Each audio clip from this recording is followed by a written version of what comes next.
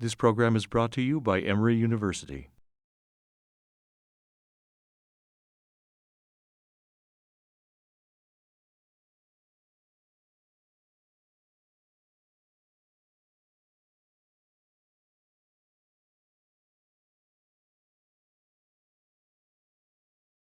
We'll get started. Good morning.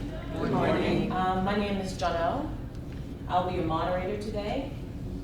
I think mostly I'll just be shepherding this conversation. It'll just take form.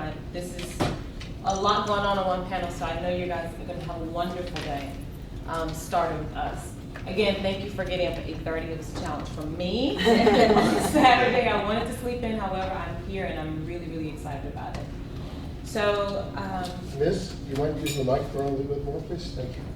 Oh, because good. it's Yeah, it gets to me, it gets to me too, as well as you the have to mic. get closer to the mic. I see. For you. Thank you. I think, can we just take it off? No, he's recording. No, she's Oh, not she means the microphone. Oh, yeah, you can. Oh, yes, you don't stand it. Yeah. Thank you. Sorry.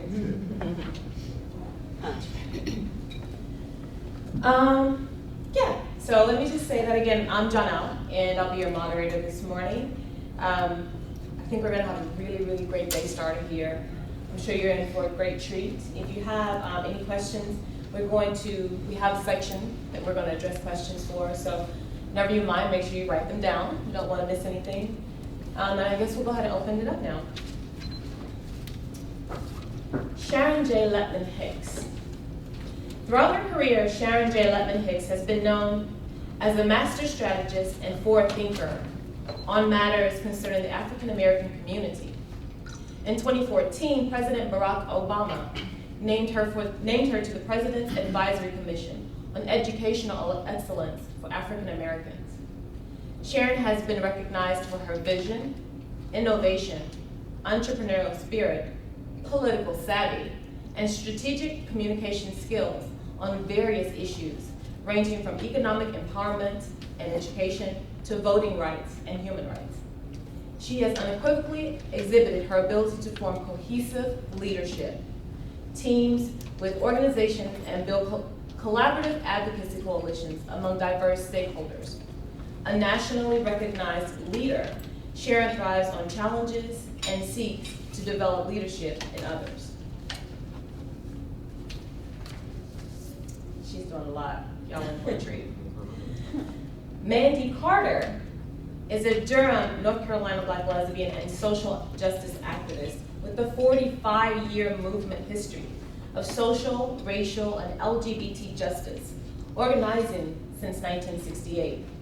She attributes the influences of the Quaker-based American Friends Service Committee, the pacifist-based War Resisters League, and the former Institute for the Study of Nonviolence for her lifetime commitment to multiracial and multi-issue organizing.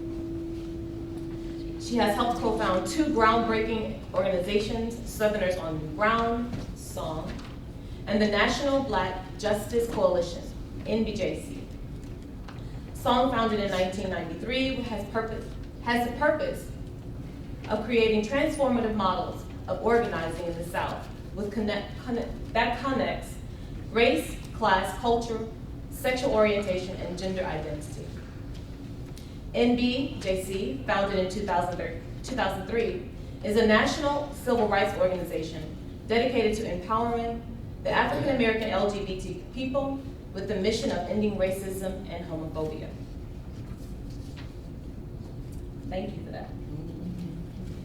Someone started that started this whole wonderful, wonderful event, so thank you for that. I'll pass that on. The Reverend Dr. Dennis W. Wiley, a native of Winston-Salem, North Carolina. What Carolinas are deep. Carolinas are deep. I like that. Let me say that again. The Reverend Dr. Dennis W. Wiley, a native of Winston-Salem, North Carolina, has served for 28 years as pastor of the Covenant Baptist United Church of Christ in Washington, D.C. After his 19 years of service as senior pastor, the congregation affirmed the vision of Dr. Wiley and his wife, the Reverend Dr. Christine Y. Wiley, by calling them to serve together as co-equal pastors 10 years ago. a distinguished theologian, prominent civic activist, and gifted musician. Dr. Wiley received a Bachelor of Arts degree, magna cum laude, from Harvard University, the Master of Divinity degree, cum laude, from Howard University, and the Master of Philosophy and Doctor of Philosophy degrees from the Union Theological Seminary in New York City. Yes. Yeah. So that's what we got for y'all this morning.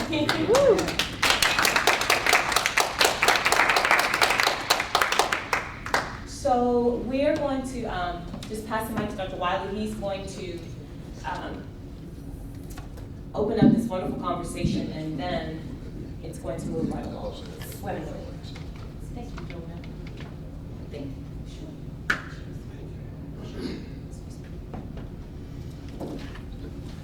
Good morning. Good morning. Good morning.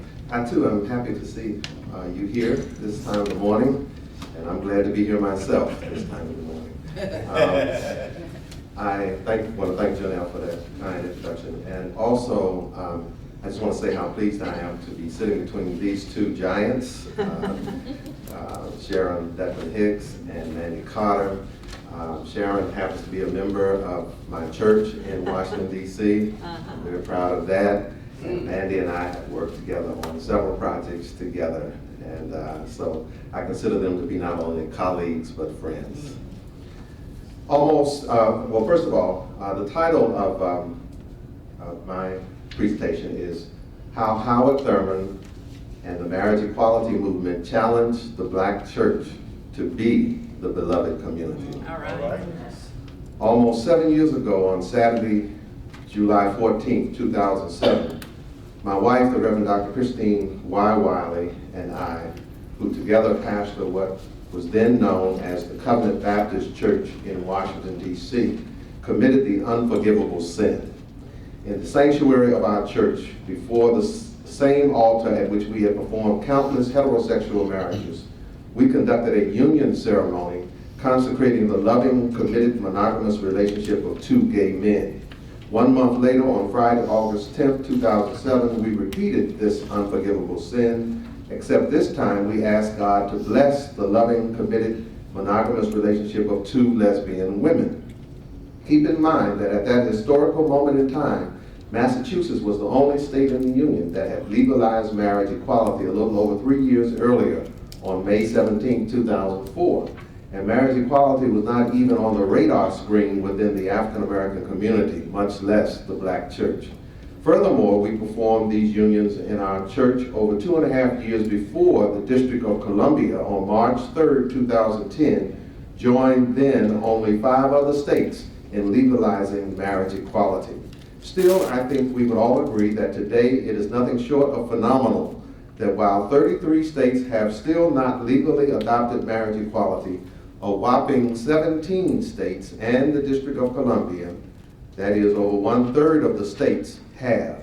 Nonetheless, while those of us who support the full equality of lesbian, gay, bisexual, and transgender persons in our society are rightfully ecstatic that this fast-paced momentum in favor of marriage equality over the past 10 years makes its nationwide legalization at least appear practically inevitable, I would offer a caveat.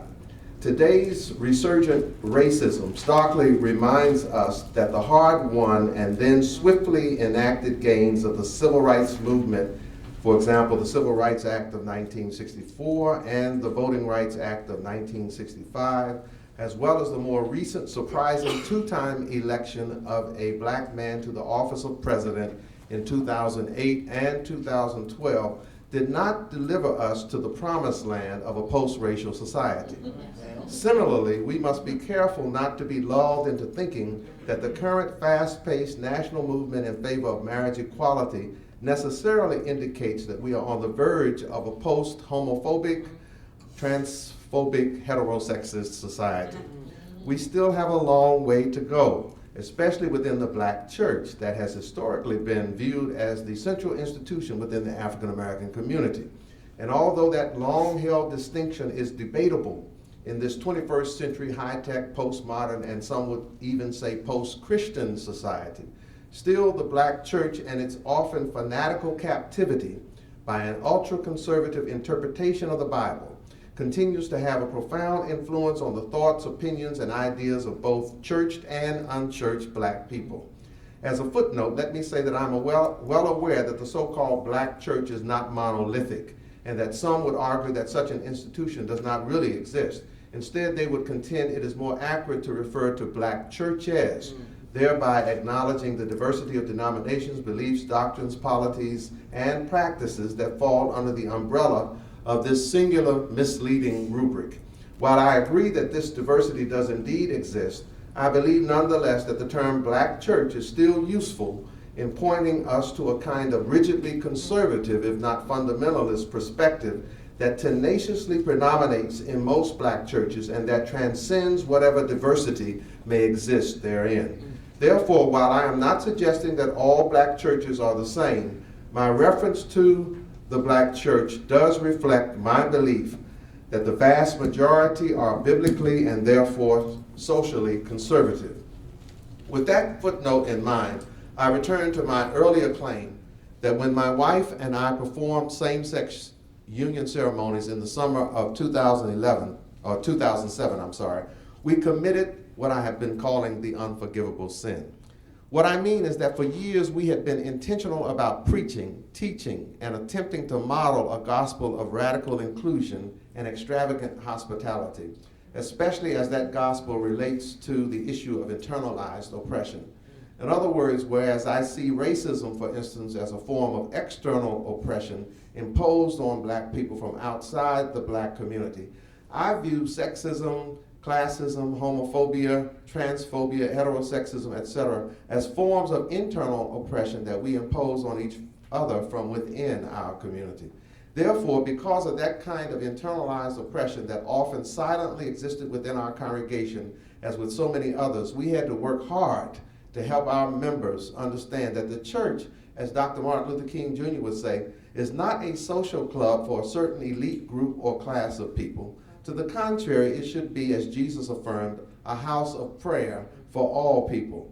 Some people in our black church, as in most black churches, had difficulty with that vision because most of us have been raised in a society and culture in which, whether we go to church or not, our core values have been shaped by our culturally based sociology rather than by what we profess to be our biblically based theology.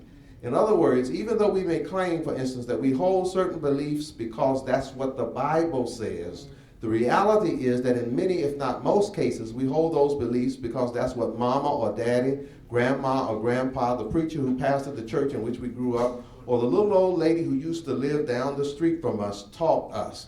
In far too many cases, religious black people fail to do any critical thinking or struggling with regard to the development of their own theology.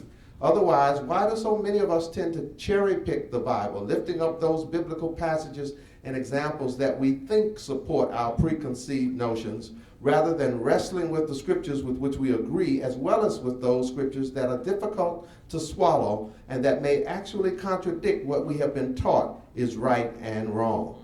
This is why people struggled in our congregation when we authentically attempted to become a welcoming and affirming congregation. People were uncomfortable, not because the love that we were attempting to show our brothers and sisters who are different is not reflected in the unconditional love of God, but because this kind of love was not consistent with how they had traditionally been taught and instructed. I must say that I admire the fact that our people did try hard to adapt to our theology, although many of them were clearly uncomfortable. But when we performed the union ceremonies, that was the straw that broke the camel's back. That's when the rubber hit the road, and that's when all hell broke loose. When we performed union ceremonies in the sanctuary of our church, that's when we had gone too far. That's when we crossed the line. That's when, in their minds, we disrespected, defiled, and desecrated God's house. And that is when we committed what was obviously in their minds the unforgivable sin. As a result, people, some immediately and some gradually, began to leave our church to go somewhere else where they would not be pushed outside their social and cultural as opposed to theological comfort zones. And so in the few moments I have left, I just want to discuss briefly, number one, why the marriage equality movement is what I call a litmus test to determine how serious the black church is about being the beloved community. And number two, the risk versus the benefits of taking that test. When I became pastor of Covenant some 28 and a half years ago, my vision was that our congregation would become a beloved community. Although I did not necessarily use those exact words, I have consistently pronounced from the pulpit almost every Sunday morning that we are a warm and loving church. And I have sought not only to teach and preach that love, but also to model it. Having grown up in the black church as the son of a Baptist minister, I had witnessed firsthand how ugly, nasty, mean-spirited, and downright hateful church folk can sometimes be. I also knew that based on my understanding of the gospel, my study of liberation theology, my examination of social prophets like Martin Luther King Jr. and pastoral prophets like Howard Thurman, and my exposure to progressive churches, both black and white, that I would strive to lead my church to be an open and affirming church where all are welcome, regardless of race, class, gender, ethnicity, sexual orientation, gender identity, gender expression, or any of the other superficial barriers that often divide human beings from one another. As I continue to envision what this church would look like, I especially wanted my LGBT brothers and sisters who graced our doors to understand that at this church, they would be accepted for who they are, and that as members, they would be entitled to every right, privilege, and responsibility to which straight members were entitled. In other words, it was important to me that even if they were treated like second-class citizens in society, they would not be treated like second-class citizens in this church. Of course, I understand well, as Ashley Davis observed on yesterday's luncheon panel, that everybody should not get married. It is not for everyone. I also understand and respect the fact that some people, including some heterosexuals, resist the institution of marriage because they view it as a culturally imposed norm to which some people conform, not because they want to, but because they are expected to. However, as far as I'm concerned, first-class citizenship does not mean that you must do everything other first-class citizens do. What it does mean, however, is that you should have the right to do everything other first-class citizens are able to do if you so desire. The Bible talks about counting up the cost of your decisions ahead of time. So as I pondered what this inclusive church might be like, and that marriage is for some one of the greatest joys of life, I consciously anticipated and contemplated from the outset what I would do, not if, but when a gay or lesbian couple approached me one day and asked me to marry them. I immediately answered my own question. I would say yes. How could I respond otherwise? How could I say to the LGBT community, you are welcome in this church, you are loved in this church, and you are fully included in this church? Oh, except for one little thing. Your relationship with the person you love will not be recognized, honored, celebrated, or blessed in this church. How could I do that? I could not. This is why I believe that marriage is a litmus test that helps determine how serious the black church is about being the beloved community. And I don't mean just fighting for marriage on the outside of the church. I'm talking about actually conducting marriage within the church. It is not that marriage is a perfect or ideal institution, or that it represents the only valid, loving relationship between two human beings under God. It is, however, a sacred institution that the Christian church holds in high esteem, and I just couldn't see how I could say to anybody, you are fully included in this church on the one hand, and then say, but you cannot be married in this church on the other, especially after marriage equality, which my wife and I fought so hard for, was legalized in the District of Columbia. That is why I believe, first of all, that marriage equality is a litmus test for determining how serious the black church is about being the beloved community. But secondly, what are the risks versus the benefits of taking this test? Well, the major risk has already been highlighted at the beginning of this paper. You may lose a significant number of members of your congregation, especially straight members, who either just cannot catch the vision or who sincerely believe that marriage equality is morally wrong because, as they would say, God intended for marriage to be solely between one man and one woman. Unfortunately, as was also pointed out in one of yesterday's panel discussions, We live in an age of political expediency, even on the part of pastors of some churches. There is such tremendous pressure, especially among younger pastors, to define success as building a large church, growing a huge membership, developing multiple ministries, and operating on a multi-million-dollar budget, that losing members is not an option. In fact, a pastor once asked my wife and me, "How can I lead my church to become an inclusive congregation without taking any risk?" Our answer was simply, there are no guarantees. Well then, some asked, what are the benefits?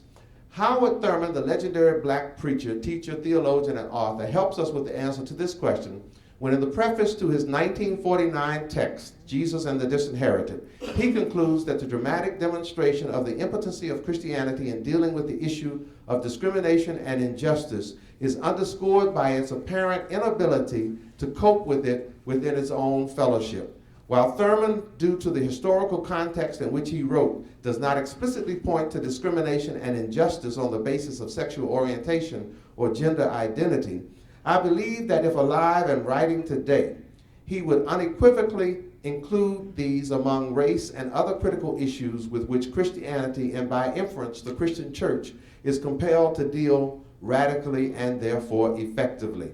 Furthermore, although Thurman does not explicitly refer here to the beloved community, his lifelong emphasis on community, as reflected in the title of another one of his books, The Search for Common Ground, is consistent with his vision of the church as a place that transcends the barriers of human divisiveness. Therefore, a contemporary paraphrase of Thurman's conclusion above might well read as follows: Christianity's civil failure in fostering the beloved community outside the church is a direct result of its moral failure in modeling the beloved community inside the church. And if applied with particular reference to the homophobia, transphobia, and heterosexism, not to mention sexism, that characterizes most black churches, the African American community and society as a whole, the following conclusion further revised might well read: the black church's civil failure in fostering the beloved community outside its walls is a direct result of its moral failure in modeling the beloved community inside its walls. In other words, unless the black church is willing to be the change it seeks, it will never successfully effect that change within the broader society. Or to put it another way, in order for the black church to be an effective change agent in society and the world, it must practice the unconditional love that it preaches. With this in mind, therefore, I contend that Howard Thurman and the marriage equality movement challenge the black church to be the beloved community. The primary basis for this premise is the fact that marriage equality, the litmus test for full LGBT equality within the black church, as I described earlier, is staunchly resisted within the fellowship of the black church because homophobia, transphobia, and heterosexism are deeply entrenched features of black church culture. In fact, many members of the black church and community used to, and still do, resent LGBT persons, comparing their struggle for equal rights to the civil rights movement of the 1950s and 1960s. Interestingly, however, some so-called progressive black clergy have recently flipped the script, now promoting marriage equality as a civil right, although they resist promoting it as a moral right, so as purportedly not to confuse the separation of church and state and not to violate the quote-unquote religious exemption that legally assures faith communities that they will not be compelled to perform services and or conduct ceremonies that violate their religious beliefs, values, and principles.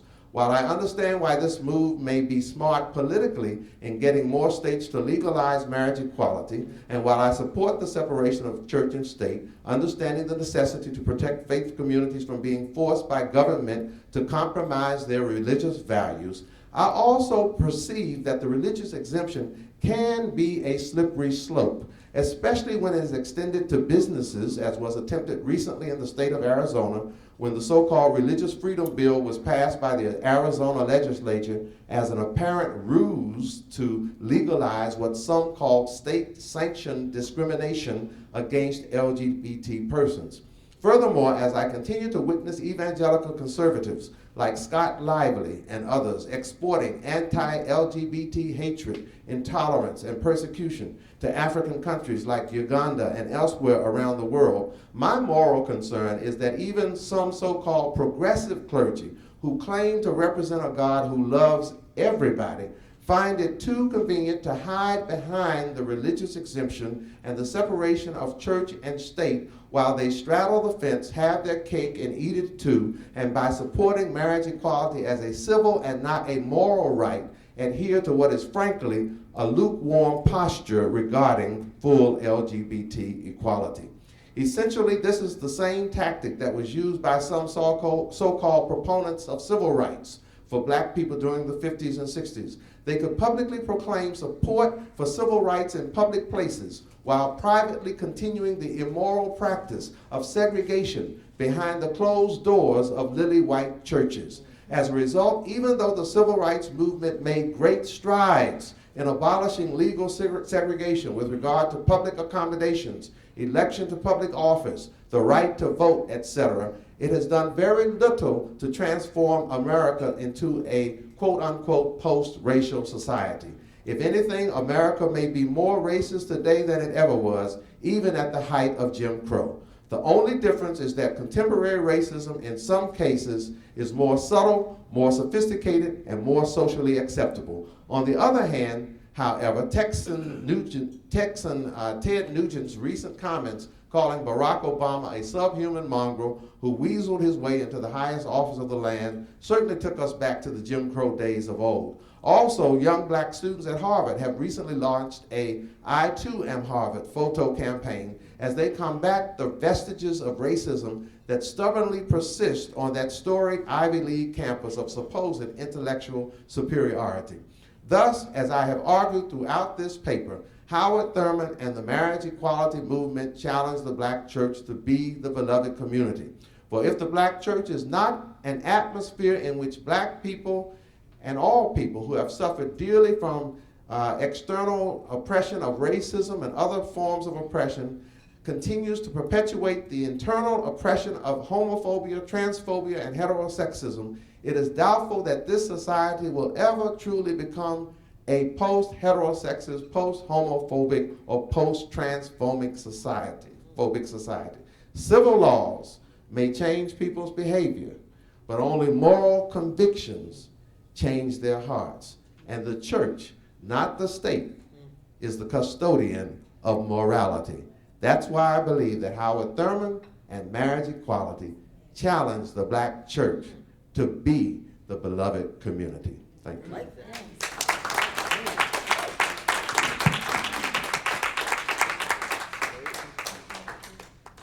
I'm revved up. No, I'm ready. Do it, Dr. Wiley. I really welcome that. So now that we're open, metaphor. yes, right? It's like really in love in here. Mandy, Well, Sharon. we thought we would, since we had this wonderful framing, Sharon and I would, oh, I'm sorry. I have to- Oh, I'm sorry. I know. Take it off. Yeah. Pass that down. Thank you. Thank you reminding. I was going to say thanks to Reverend Wiley framing the conversation. What Sharon and I thought we would do is more of the practical, because there's been since Prop 8. And by the way, I need to acknowledge a couple of people in the room who came all the way from San Francisco. If you remember Prop 8 and that whole issue around marriage in the state of California, well, there was a couple that got married. They're in the room, so when we get to the Q&A, it's Jewel Gomez and Diane Sabin. And if you were to go Google it, and I'll just make my remarks very brief, because I think you just said something interesting. Because I'm thinking when we first talked about what are the faces of marriage equality, what does it look like, what does it sound like? And we need to remember, had it not been for, and they have a little surprise for you, I think, at the end when they get there, but when we go back to the very beginning, it was two interracial couples from Hawaii who started this whole conversation. With all due respect, every time we don't see faces of color or the interracial couples that are here, a lot of people said, of color, not my issue, I ain't saying me. But you just said something interesting, and I'll pass this to Sharon next. You said if the litmus test is for the black church around this issue of marriage equality, for me, this is a litmus test for the LGBT community around this issue. Because one of the concerns has been that the resources that have been pouring in by the millions upon millions upon millions, believe me, I believe in marriage equality, don't get me wrong, been on it day one. But I also say if you don't want to get married, don't. You have the option. But when the agenda is getting set for the LGBT community because of the millions of dollars based on these 5 words, because we can afford to, then I wonder how we lose out on all those other connected issues that are just as relevant, but somehow have to take a back seat because we don't have the resources in terms of what we can get done. So I think the litmus test in terms of where we are with marriage equality, we've got done with don't ask, don't tell, but how about this scenario?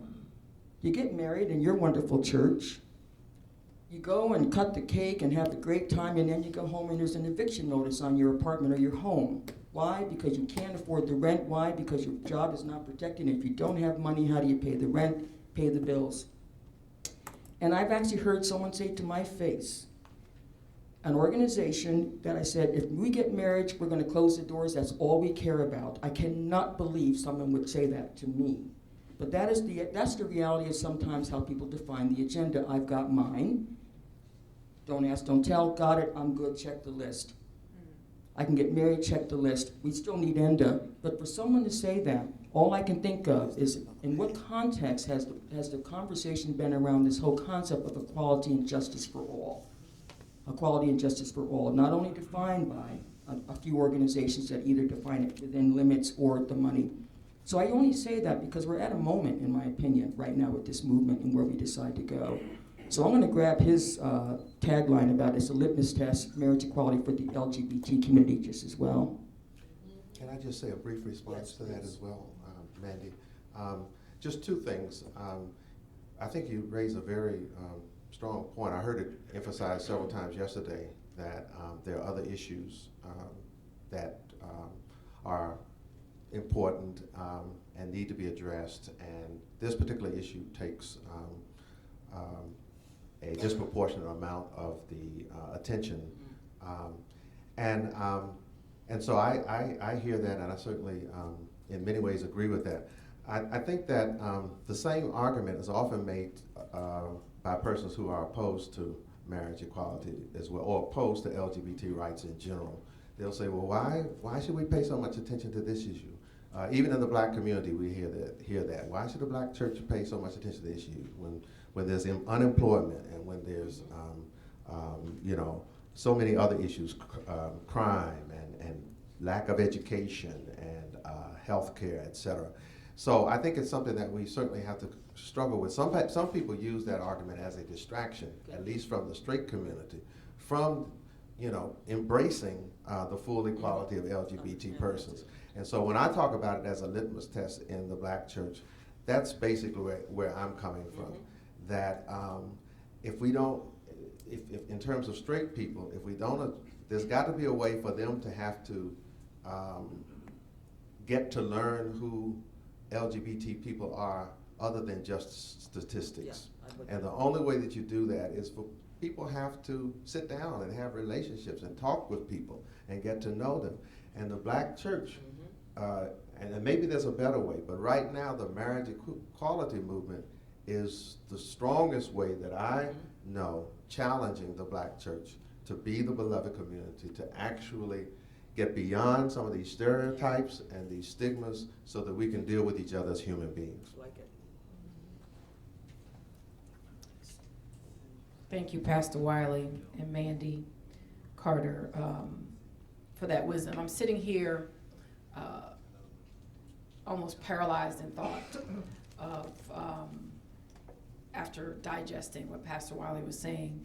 And the Washington Post called me yesterday and asked me to respond to a provocative piece that's coming out next week on can marriage equality save the black family? Seriously? So I'm sitting here taking notes, and I'm like, why am I here this morning? I wasn't supposed to be on this panel. So for me, I'm like, what's this message? How did I get that call yesterday and get asked to be on this panel today, and was given till tomorrow to respond to that question? So, and I'm probably going to call him and tell him that Pastor Wiley's going to respond for me, because that's what I do. As he mentioned, he is my pastor. But it's very interesting for a reporter who is family to feel that it's his responsibility to challenge that in a medium like the Washington Post. And at the same time, why not challenge it in a space of the Washington Post?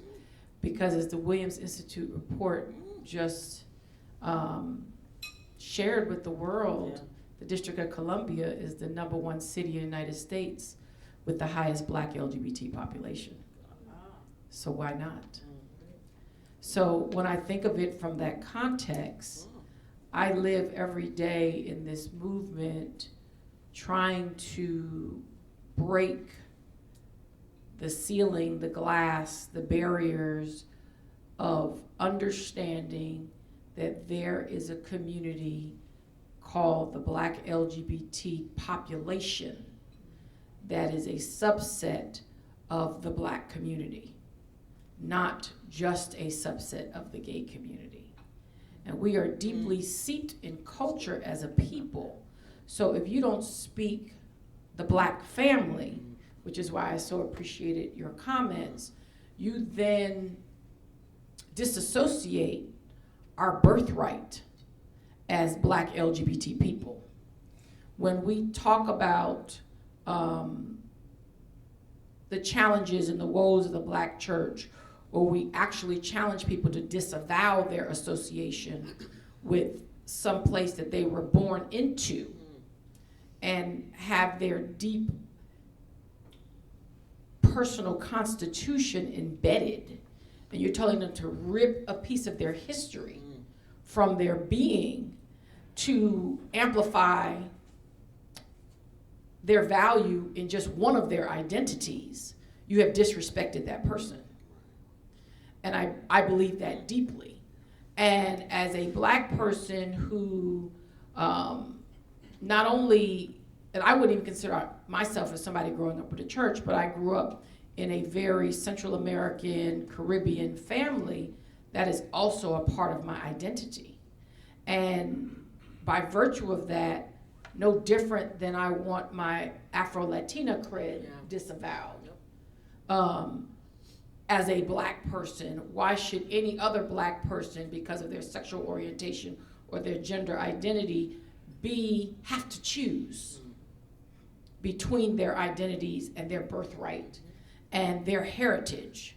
So it's a very slippery slope when we try to cast aspersion on a population called Black America and for some reason amplify it in a way as if no other cultural or ethnic community has the same challenges. And then no different than the right wing said, well, once I put the Black preachers out there, nobody touched it. It almost plays into the Black masculinity image that Black is bad. And when they rise up, they're fearful. And so when you deal with all those complexities of Blackness and you don't understand Black people or the Black family construct, it begs the conversation when a Black gay man who's a journalist, his other identity, says to me, let's challenge the envelope. Let's talk about, can marriage equality help save the Black family?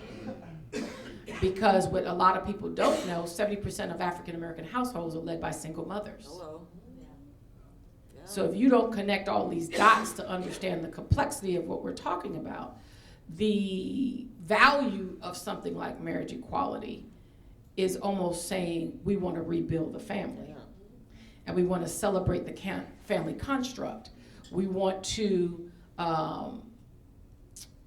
build the narrative that too often, and these are one of the stereotypes that I actually celebrate, when it comes to who's going to take care of the unwanted children in your family, or who's there for mama in her dying days or her times of sickness, is always her gay kids. That's one of the stereotypes I celebrate. But yet, it's always, but he's gay. Or we're not going to talk about her friend that lives with her. And what we want to get beyond is that but. Yeah, that's it. Right. What we want to get beyond is that but, that B-U-T. And so when, again, as I think about my response to the Washington Post, I celebrate that notion very much as you described Howard Thurman's legacy and the issue of marriage equality. Because when you take it down to our cultural center, everything for Black folk is based in Black family. And the concept that an institution of the Black family or the institution of society being marriage is being that notion of having a nucleus that says you're taken care of, that you're loved, and the celebration of what marriage represents. To say that that institution, the notion of our beloved community, the concept of family, home, children, safety, building that nest of love, I could see how valuable that challenged conversation of can marriage equality save the Black family, in celebrating the removal of the word but. I will end on that thought, and because I really want to share with the audience more so than listen to myself talk. Thank you, Sharon.